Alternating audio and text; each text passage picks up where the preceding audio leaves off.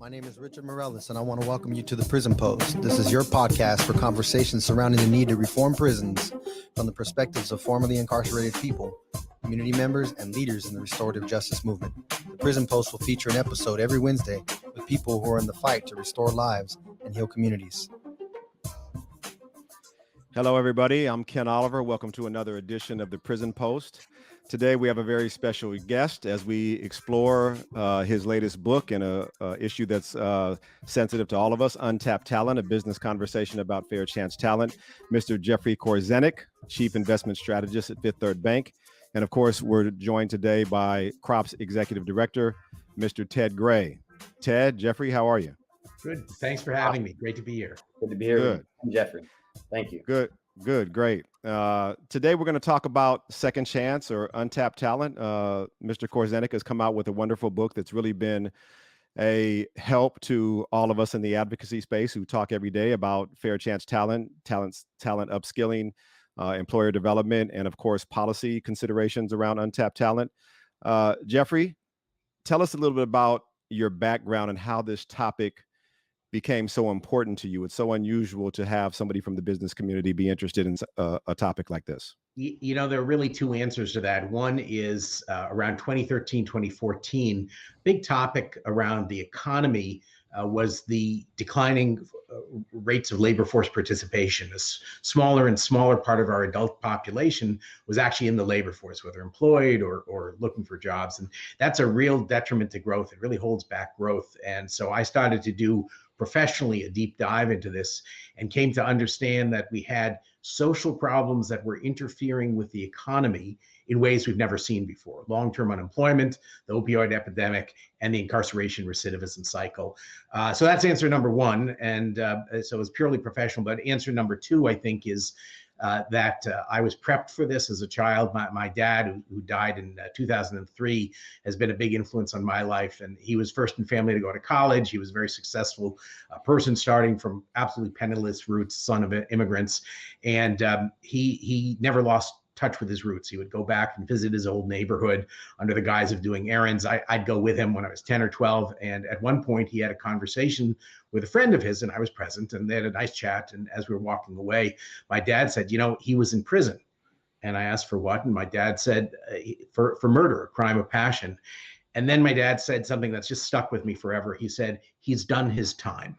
And I think that value stuck with me and made me much more open to the possibility that people who've been sidelined from the labor force are not this burden on society, but are actually a tremendous resource that we in the business community should be learning how to utilize and drive some of the reforms that will help that. That's amazing. What I'd like to talk about, Jeffrey, a little bit before we take a deep dive into the book and the topic matter is to talk about you. One of the things that we talk about on a regular basis here at CROP is investing in people over punishment and systems. One of the things that we're interested in doing is storytelling about the individuals that make up the fabric of this great society. So if you could, can you kind of paint a picture for what led to your trajectory into the banking field, how you got to where you are today, from a professional standpoint and personal standpoint? Sure.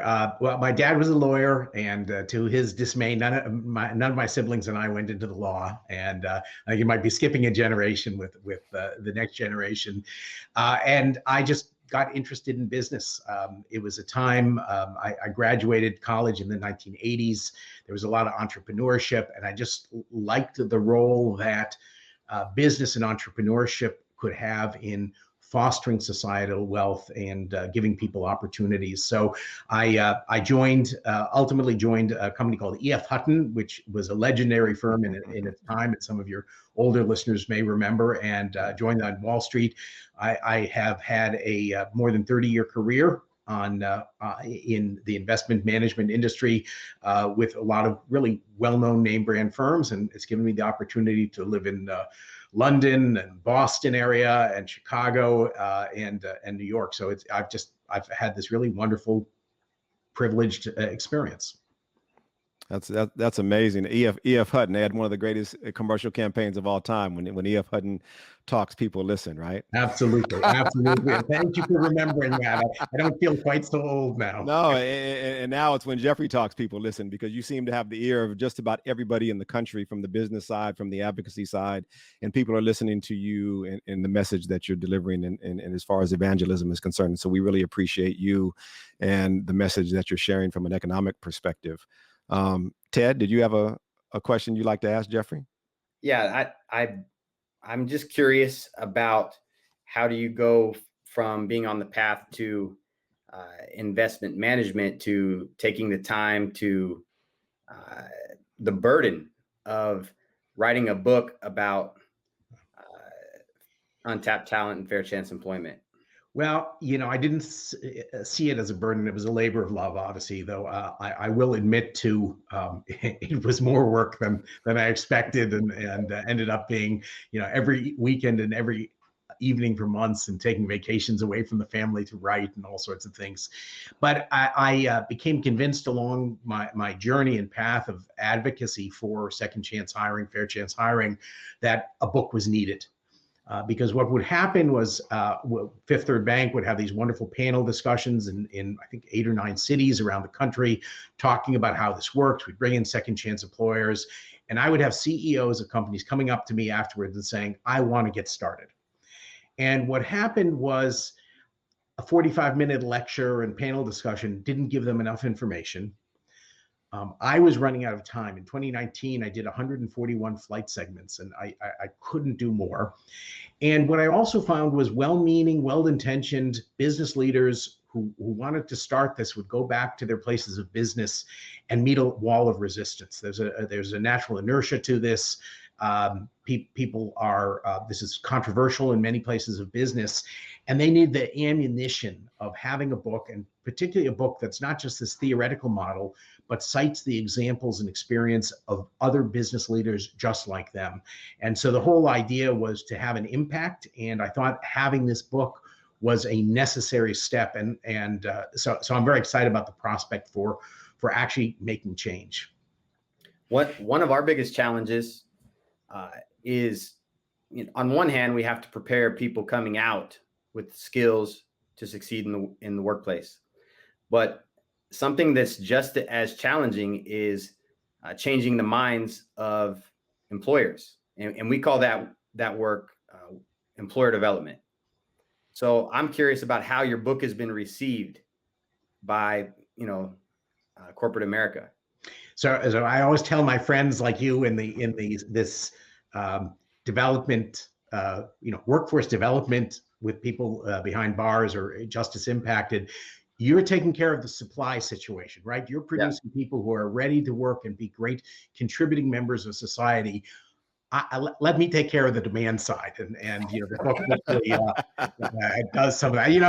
When you're an economist, you think in terms of supply demand. Yeah. I'm really encouraged.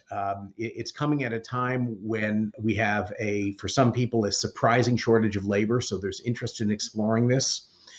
There's new business initiatives like the Second Chance Business Coalition that, with absolute name brand business leadership of some of the largest corporations in America, that are putting their print on this and getting behind this in very real ways, not just performative feel good, but actually committing to pilot programs. So it's coming at a good time. And what I'm finding is, not only is there interest in the business community, I'm already getting some feedback from people that it's working. I recently heard from a woman entrepreneur in Wisconsin who had asked me, can you get on a call with me? Can you make introductions to nonprofits? I said, could you please start with the book?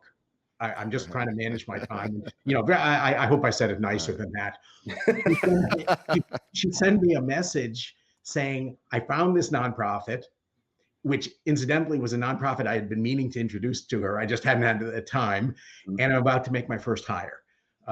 So that tells me the book is doing exactly what I hope it would do: leverage my knowledge and experience of my research to give business owners the tools they need to find the nonprofit partners, to understand the sensitivity and the accommodations you may have to make to actually make this a very viable model for employment.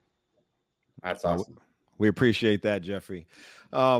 let's do the good part now. Let's dive straight into the book. I love the book. I've read the book. I'm on my second reading of the book, and I encourage everybody out there who's interested in second chance hiring, and even if you're not, it's a great read and a great source of information. Let's talk about chapter 2, which is the people we call criminal. I think that's a very interesting topic because in this country, we have a tendency to put people in boxes, and we base a lot of those boxes on status and on labels, and sometimes those statuses and labels don't exactly fit, or they're formed by misinformation. So tell me a little bit, and tell the audience a little bit about who are we calling criminals in this country, and what does that mean? And by way of context, I realized as I was writing the book, I intended just to write about the models of employment that I saw work, and I realized that business owners needed broader context in order to make a decision to go to intentionally go after this talent pool. And one of it was, to your point, there's a terrible stigma to having a criminal record, particularly a felony record, or to whether you've even been incarcerated or not, is a terrible stigma. And it's not what most people think. Truly, there is a tendency to think the worst when you hear felony. My friend Josh Ho, who's an analyst with Safe and Just Michigan, refers to this as the Hannibal Lecter effect. You hear felony, you think, the worst kind of person manageable. But when you start looking at the research, you realize that the actual numbers, it's overwhelmingly young men who make bad choices. And I am not so old. I don't remember. I haven't completely forgotten making bad choices myself. The difference is whether you come from a family and neighborhood situation that is allowed you to protects you from the worst of your bad choices.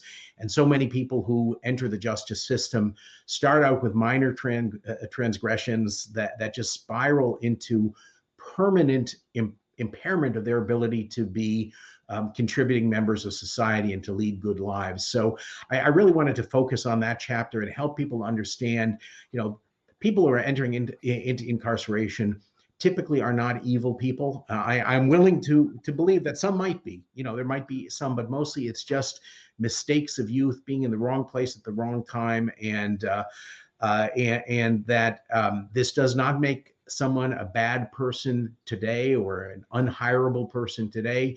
And quite frankly, I'm not sure in most cases it would have made them a bad person when the crime was committed. And, there is this thing of aging out of crime, but overwhelmingly, a lot of people who enter the justice system, as you know, are come from trauma filled lives themselves. They're victims in many ways themselves. That doesn't mean you don't have consequences of some kind for actions that hurt others.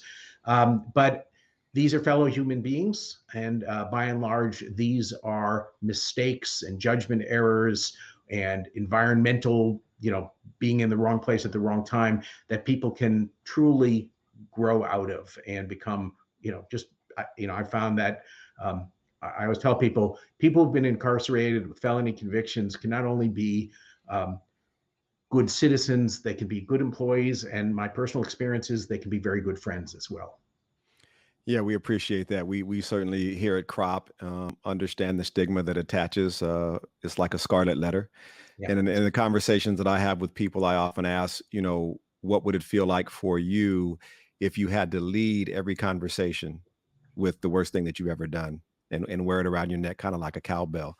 And when I put it in that perspective and people think about their own choices that they've made in their life, even if they're not criminal, poor choices that may not have been ethical at a certain time, or some other type of choice that they regret making when they were young, a light usually comes on for them. So I encourage, and invite people all the time to think about things in that way.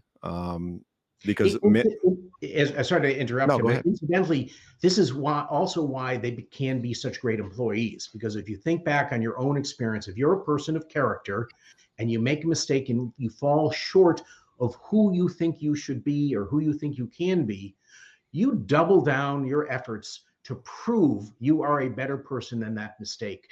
And that's kind of the secret sauce to why second chance hiring produces such great employees and contributors. Absolutely. That's a great point. I think for all of us, and I want Ted to address this too, for myself, I do feel that sense of wanting to do extra. I go down rabbit holes for hours and hours and hours at a time, trying to make sure that I'm on point with the knowledge that I have, make sure that I'm doing a better job than what average may be, so that way I can kind of erase or mitigate what happened 25 years ago in my life, right? And so it accompanies me with almost everything I do, and I think it does make me work harder. It makes me more dedicated to what I'm doing. Ted, have you felt the same way before? Yeah, I mean, just to use a real life example, we were in a meeting the other day, and we were talking about we had given our word that we were going to do something, and we're being told that might not be the best choice for us to move forward with a couple of these hires, and that we might want to wait. And from our perspective, we had given our word, and if we don't keep our word, it's probably could, people may think, it's in my mind at least, that people may think, well, what did we expect from those guys because of where they come from and their past. So it's, I think it's important for me that we are operating with a high level of integrity and being hypersensitive about it, being careful where we give our word, but making sure that when we do, we honor it. Because this is our second chance, and we may not get a third one. So exactly.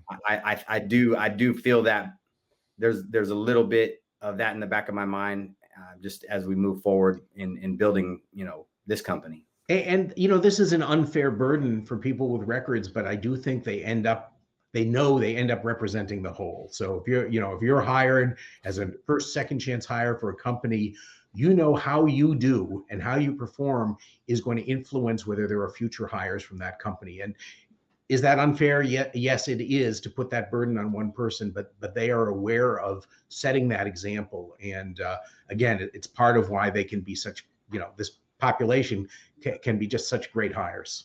That's a conversation. Sorry, Ken. No, go ahead. That's a conversation. We're in the middle of our first cohort of our Ready for Life program. It's a virtual pilot. And we have 15 people. We started with 15. We have 14 now that we're taking through the 6-month training. And the goal at the end of it is to get them plugged into a career. And so that's a conversation that we have had with them. And you're right. It may not be fair, but it's reality.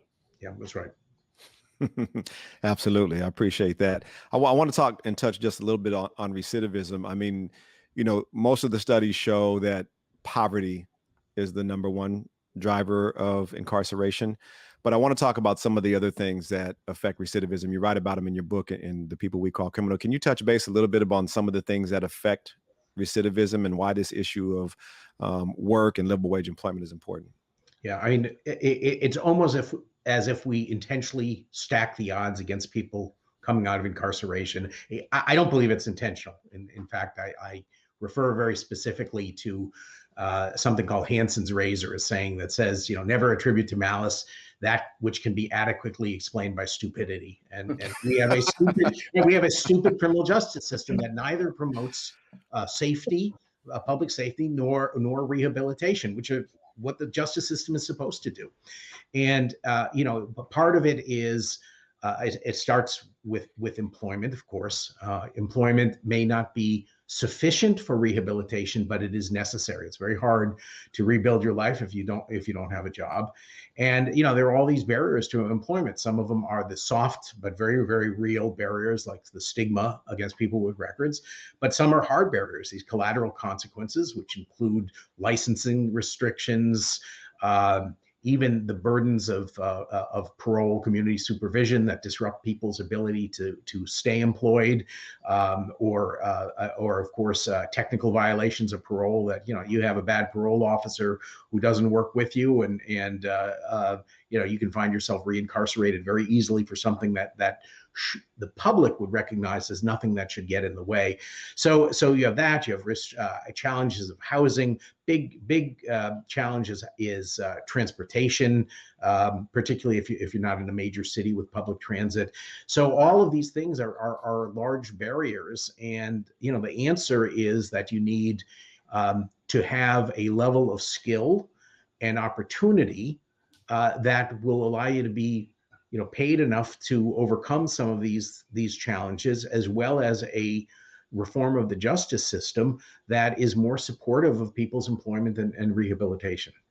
Absolutely. I appreciate that. You said something that's very important. You talked about some of the civil disabilities in California. We know that there's 48,000 different types of civil disabilities that attach to somebody that has a felony conviction. So when we talked earlier about the scarlet letter, it it really is a scarlet letter, or death of a thousand cuts, right? That's right. Depending on how you approach it. So that's I appreciate you giving us a little bit on recidivism. Ted, do you want to talk a little bit about what reentry is and how you, as the ED and the crop organization, got into the business of reentry, and ask Jeffrey about it?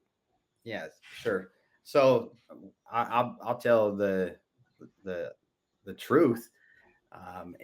When Jason and I were commuted by Governor Newsom, we got out here. We were in the middle of COVID, so there was, our original intention was to go back into the prisons, and we were looking for ways to add value, while waiting, for things to open back up, to a time where we could go back in.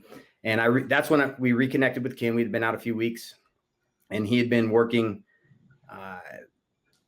as a policy director and really had a good understanding on what was needed and wanted for reentry.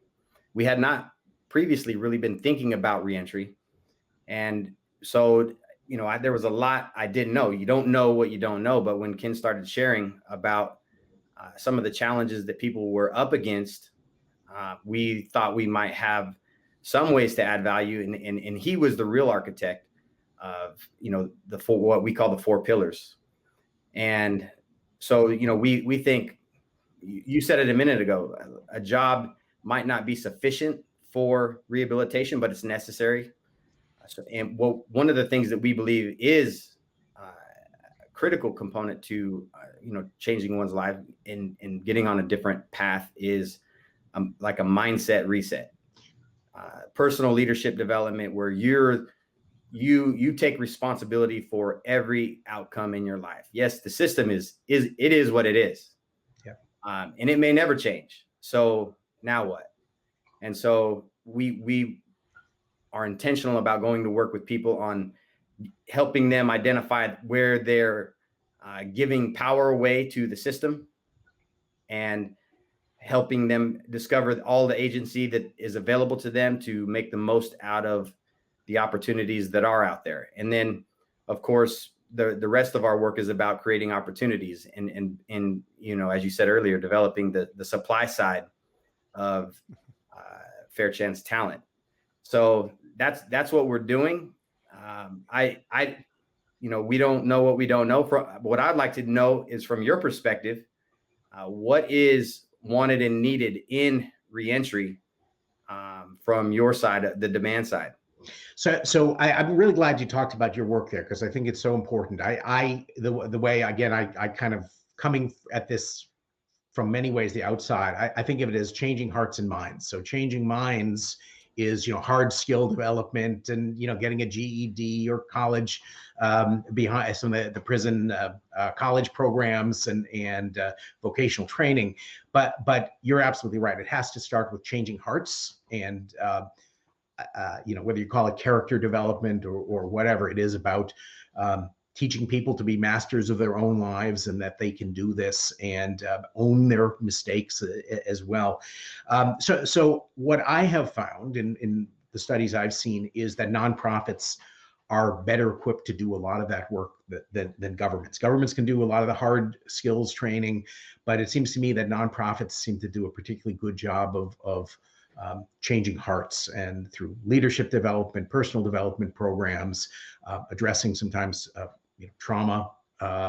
That's really critical. So it does. one of the challenges in driving better outcomes is there's no silver bullet. Everyone is looking for a silver bullet, and it's too complex an issue because you're dealing with real human problems here. But I do think that progress can be made. So first of all, the business community has got to advocate for better outcomes. And sometimes that means being willing to fund more programs, whether they're inside prisons or funding of workforce development groups that specialize in this area. These things are chronically underfunded, particularly prisons, and that's a choice taxpayers make. I understand why they make that choice, but this is why the business community has to have a voice here and see people who are justice involved as their future workforce, and how would you like your future workforce treated and given opportunities. So I think some of it starts with business community involvement, and then there's certainly hard reforms to community supervision, for instance, and to cash bail and things like that can lessen some of the impact of justice involvement without compromising public safety. In fact, frankly, with enhancing public safety. Absolutely. Jeffrey, on that note, I'd like to ask you another question. I mean, out here, a good friend of ours, Lauren Bell and the Checker organization, they're kind of infamous here in the Bay Area for running these simulations, these reentry simulations. And I think that you had an opportunity to experience one at the University of Chicago. And I'd like for you just to talk about some of the challenges that you saw and what some of the outcomes were after you finished. You know, it was very interesting. It was not intended to be a reentry simulation, but it turned into one. And this was at the Polsky Center at University of Chicago. It was something that was open to all the graduate students of the various schools at this great university. First of all, what was interesting to me was who attended. A lot of people from the law school, a lot of people from the social service school, someone from the medical school, not a single person from the business school. So right away, that's an issue in the work I care about. And that was several years ago. I think that's gotten better. But it was facilitated by my friend, Will Gosson, and he, at one point, we had a researcher from Georgetown there, and I was there, and I was talking about the reentry. She was talking about some other issues. But then it became kind of a interactive workforce. And this is where it became a de facto reentry simulation. Will brought out a whiteboard. He draws a timeline across the whiteboard. On the left-hand side is, exiting the prison gates. On the right-hand side is not getting a job, but being a viable applicant for a job. And they had little sticky notes on every table. And they said, okay, everyone write down one task that has to happen for the person who's exited the prison gates to be ready for employment. And then you put it on the timeline, that sticky note, you put on the timeline where you think it's going to occur. And what came about is you realize that people who are going to be a viable applicant first have to overcome this just mountain of obstacles, housing, getting IDs, if you lost your driver's license, getting your driver's license back. You apply for jobs electronically these days. If you never had experience with a personal computer, how do you get that experience? How do you create a viable resume? How do you deal with these issues?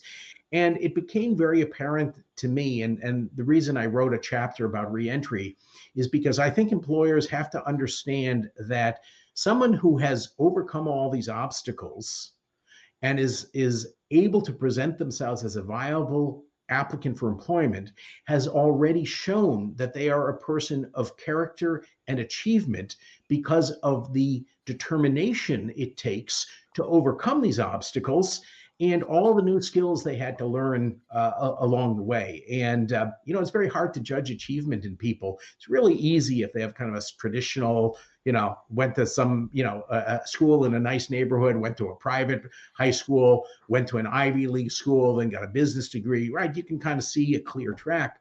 But often what really is the mark of character is how you overcome adversity. And many returning citizens who have overcome those obstacles have proven that they are people of character and accomplishment. And it's just that the employers have to learn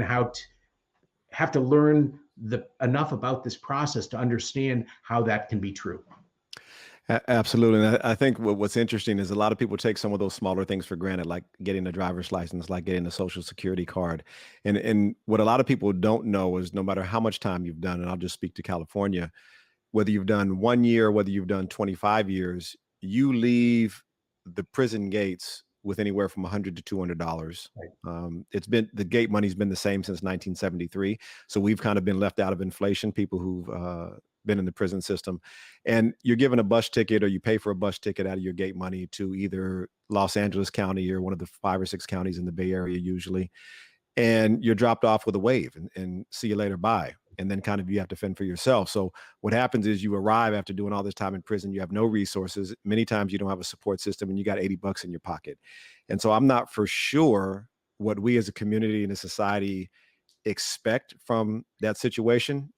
Because as you mentioned, there's so many things that we take for granted in reference to ID. And I know that Ted, you yourself, who had a relatively soft landing upon getting out, face some of those same challenges just with the basics of ID during COVID. Can you speak to that just a little bit, Ted? Yeah, it was when you get out, you walk out of prison with a prison ID, and so DMVs were shut down. You know, that wasn't an option in the first couple of weeks after my release, and trying to set up a bank account with a prison ID was. For me, it was impossible. I was unable to do it. And if I did not have the support of my family and just friends who had walked through that process prior to me, I would have been in a bad situation. I mean, I was blessed to come out into, a turnkey life for the most part, an apartment furnished, ready to go. Most people don't have those opportunities in their first days out. And if I were to come out without them, with a prison ID, trying to survive during COVID, as much work as I had done on myself, school, etc., to, be prepared to succeed out here, it still would have been, I would not have known where to start.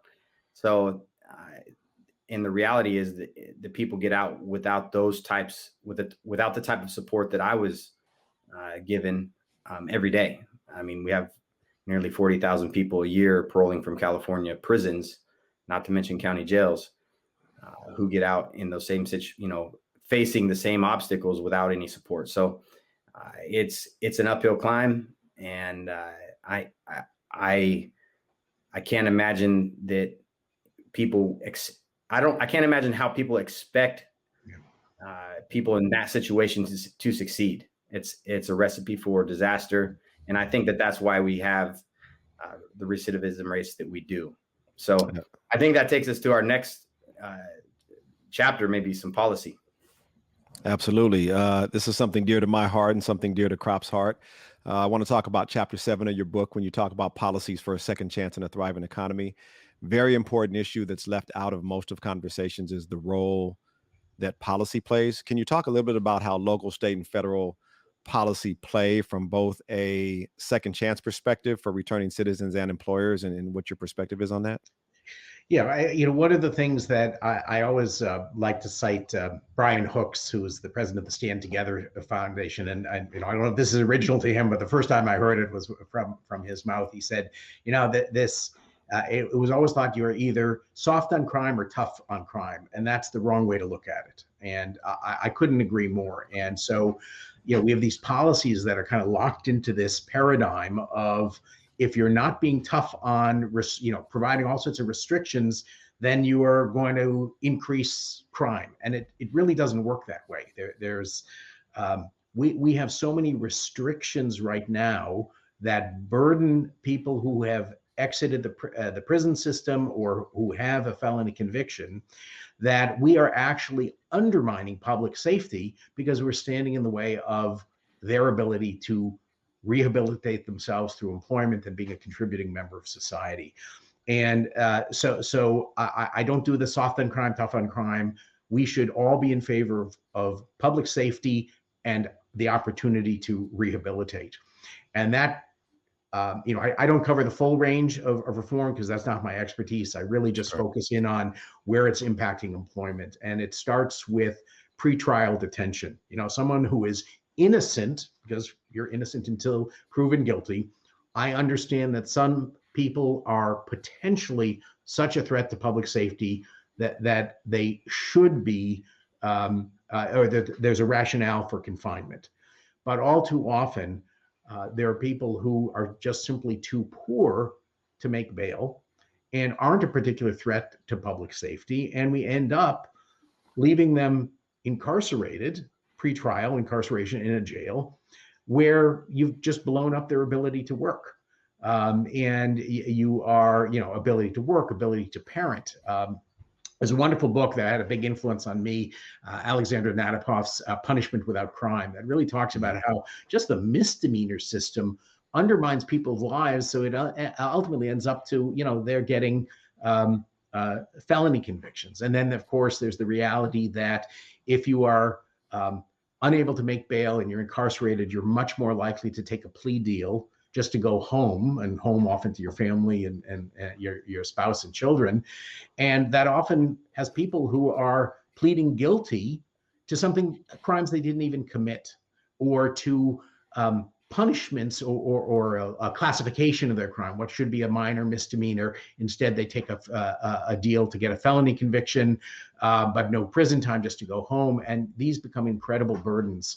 So, it starts before trial, and then it's how we treat people during incarceration and prison sentences, and what are we doing to give people skills that actually will allow them to rehabilitate. And I know there are lots of certificates you can get. Someone I met who spent time in a federal penitentiary said, "Yeah, I got a certificate for playing bridge, learning how to play bridge." How about an industry acknowledged credential for welding? Right? Those are things that help with employment. And then, of course, there's this whole post-incarceration or post-conviction, those collateral consequences.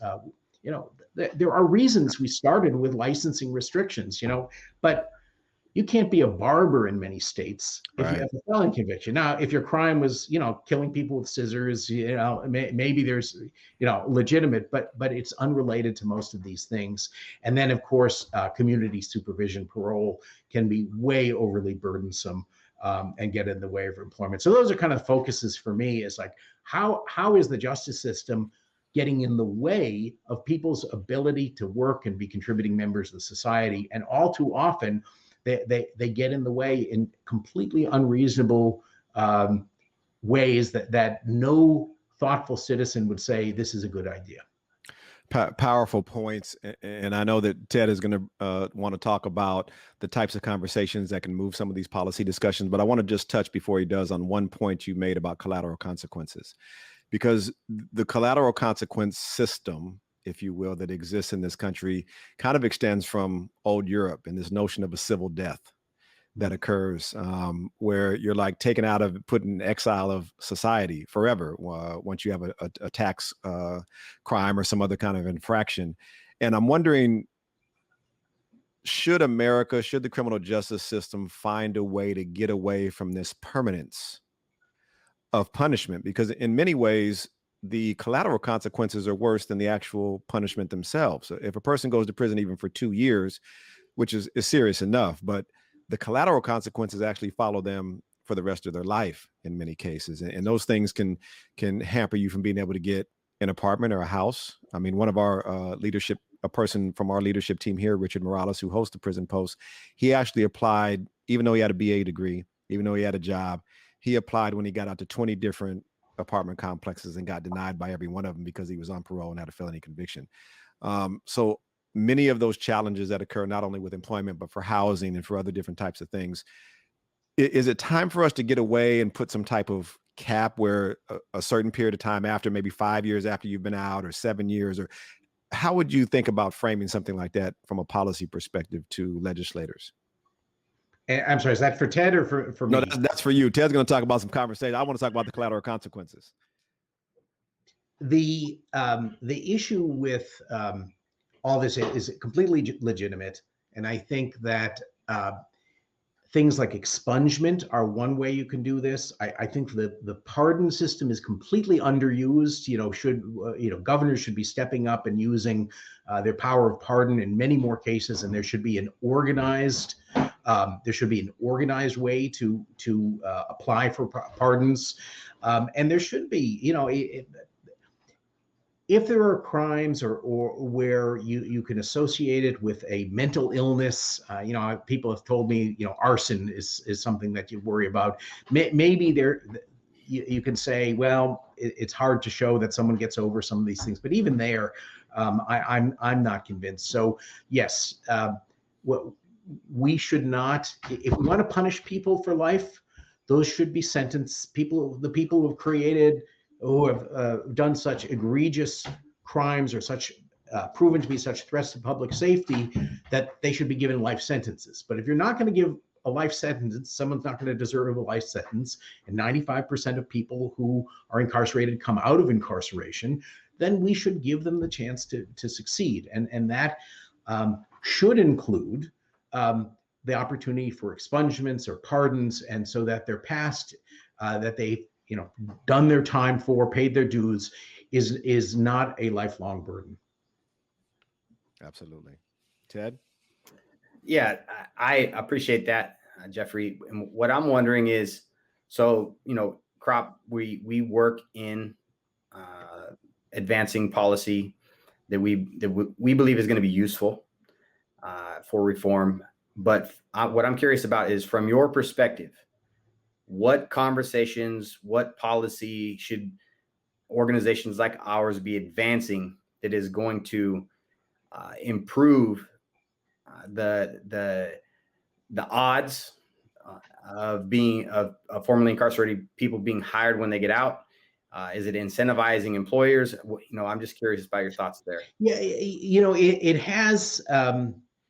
If an employer is looking just for an incentive, that's probably not a great policy. I refer to different models of employment of people with records, and there's one I refer to as the disposable employee model, where all you're after is someone dirt cheap and capitalizing on tax credits. That's not really a great model, because they don't invest in people, and it's not selective, and they have mixed outcomes. That being said, tax credits and things like that really do help with some of the training costs, or providing some of the supplemental accommodations that help people thrive. So I'm not against that. But what kinds of reforms that I think are important are, if you can get expungement rules, that's helpful, but that tends not to help people who right out of prison, right? Usually expungement requires a time period, so that's not the most critical point in time. But I think policies that provide people with identification and preparation prior to exiting prisons are really helpful, because you get people kind of situated much more quickly, and the faster you can get someone engaged in a new life, the better off you are. I think it's also very important to recognize the role that fear of negligent hiring liability plays in deterring employers. And that's a big one that I think sometimes is overlooked by the reform community, because if you were to look at the statistics, you would say, well, gee, employers are hardly ever sued for negligent hiring liability on the basis of a criminal record. But that doesn't tell the whole picture. From my perspective, I always counter with, I have fire insurance on my house. Homes hardly ever burn down, but if my home were to burn down, it's pretty catastrophic, and I need protection. That's how employers think about negligent hiring. So protections, and some states have done a particularly good job. Texas, has been a leader in this, providing more protections for employers, so that if they've shown that they had a process for examining records and hire someone after doing their due diligence, they have little to fear from negligent hiring liability. Or in the case of some of the Texas legislation, there's no liability for certain nonviolent people who have been convicted of certain nonviolent crimes. So I think that's a really important area to look at, is taking that negligent hiring liability fear off the table. Whether it's real or not, why would we even want that to be a discussion point? Awesome. Great insights there, Jeffrey. You're dropping a lot of jewels today for our audience. We really appreciate that. Ted and I, we met and we really connected on visionary and entrepreneurial type of thinking. And so I'm really excited to talk a little bit about chapter 8. We don't want to give away the whole book because it's like a good movie. And we want people to go out and buy that on Amazon.com, or you can go to CROP's website at croporganization.org and buy the book. But the Second Chance Society, right? I thought that was a very interesting chapter. I really found myself when I was reading it, buying into the vision of what that may look like. What I want to hear from you a little bit about what that looks like in as far as your vision, and what are some possibilities that exist for really forming something like this? We've become a very unforgiving society and a very stratified society where, there's an element of people who are very often, business leaders, business owners, the individuals who can impact change in business, and they have zero interaction with people who've lived lives different from theirs. And that's unhealthy because they don't always understand the challenges that people face and how easy it is for a particularly young person to make a bad decision that leads to justice involvement because of the environment that comes from. So, that's kind of part of it is stratification. And then we just have this culture that has overly demonized people who have committed crimes. And again, some of these people I'm willing to concede might be really bad people, but I don't think the majority are. And certainly, I think all of us believe at some level in redemption and people's ability to turn their lives around. And yet we don't look at people of records as normal ever again in many ways. And so I talk in this particular chapter about what would it take for us to change this societal view. And I think that it's often the arts community which sets arts and entertainment community, which sets this standard. And there's all sorts of neat projects going on. There's one that just came to my attention. There is going to be a play about re-entry on Broadway in September. This is it's Clyde's is the name of the play. Lynn Nottage, who's a Pulitzer Prize winning playwright who did Sweat, which is a spectacular play I had the good fortune to see. This is what we need more of. Entertainment, popular culture that doesn't, glamorize gangster life or anything like that. That doesn't overly, gloss over the realities, but where someone can be, a character in a show who part of their life story is, oh yeah, when I was young, I made some mistakes. I was in prison, and that's just who I was. That's just part of my life story. But now I'm a normal character, or helps people understand the burdens that people face coming out of prison. So I cite a couple of, I'm kind of a theater person. I've always been interested in that. Been fortunate to serve on some theater boards. There's some neat plays that have been out there. There's some neat movies that have been out there. I think we need more of that. So it helps humanize the person with a criminal record, and that's the starting point. Sure. That's awesome. Really, really appreciate that. Jeffrey, we really want to thank you for being with us today and sharing in this discussion about your book, Untapped Talent, and about this very important issue to all of us. Would you be willing to come back and spend some more time with us in the future? Absolutely. And hopefully one of these days we can do it in person as well. Absolutely. We're looking forward to that.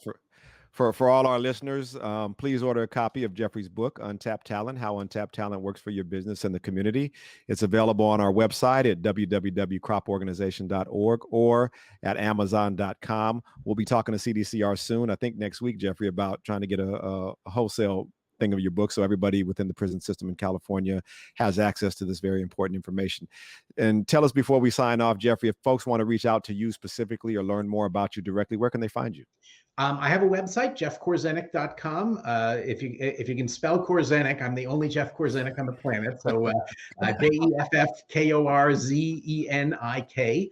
And there is a contact sheet for people to get in touch with me, but you'll see background, you'll see work about the books, links to some of the public presentations I've done over the years. And it's a real starting point for people. So I appreciate anyone who shows that interest. I'm also going to add, if people do get the book, please do put a review up on Amazon. That's a very important driver of visibility on Amazon's website. And so if you believe in the cause, I'm not asking for 5-star reviews. I'll stand my work if you like it or don't like it, but please put a review up there so it will help drive visibility for this cause. We appreciate that, Jeffrey. School teachers, advocates, students, people in prison, people who work in prison, people who are interested in how to increase their business and find a talent pool that's worthy of hiring. Please, again, go out and get Jeffrey's book. Jeffrey, we appreciate you, and we look forward to talking to you again soon. I'm Ken Oliver for Ted Gray and Jeffrey Korzenik. We look forward to talking to you next time. Thank you for listening to The Prison Post, a production of the Crop Organization. We'll be sharing more stories from the world of prison reform and restorative justice, so please join us. You can listen to The Prison Post on all major podcasting platforms. Subscribe to our video cast on YouTube and like us on Facebook at The Prison Post and at Creating Restorative Opportunities and Programs.